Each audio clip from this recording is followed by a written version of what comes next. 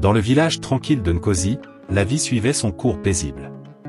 Les enfants jouaient, les femmes puisaient de l'eau, et les hommes travaillaient dans les champs.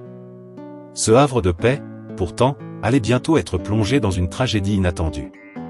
Un jour, un étranger arriva à Nkosi, portant un lourd sac en cuir. Les villageois, curieux mais méfiants, l'observaient de loin.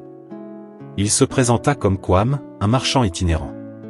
Mais derrière ses yeux se cachait un sombre secret. Kwam ouvrit son sac devant un groupe de villageois intrigués. À l'intérieur se trouvait une arme ancienne et redoutable, ornée de symboles mystérieux.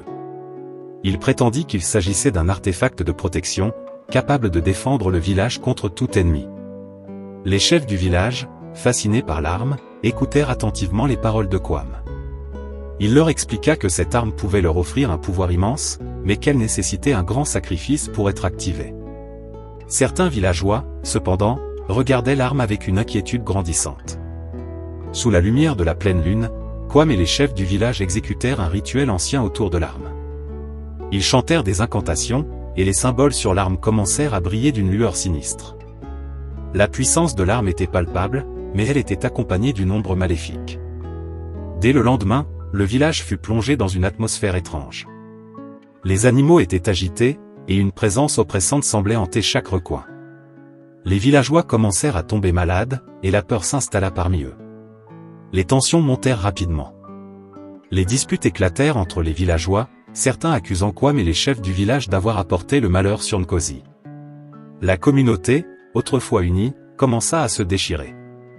Une ancienne sage du village, Amina, prit la parole lors d'une assemblée. Elle révéla les sombres origines de l'arme. Elle avait été forgée par un sorcier maléfique et était destinée à semer la destruction. L'arme exigeait des sacrifices humains pour maintenir sa puissance, et chaque utilisation affaiblissait l'esprit de ceux qui la maniaient. Guidés par Amina, les villageois confrontèrent Kwam et les chefs du village.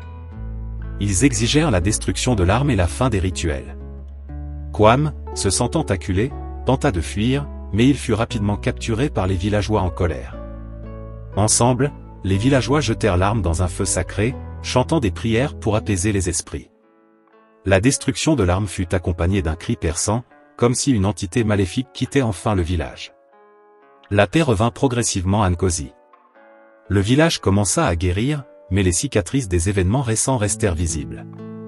Les villageois reconstruisirent leur communauté avec une nouvelle sagesse, se promettant de ne plus jamais céder à la tentation du pouvoir facile.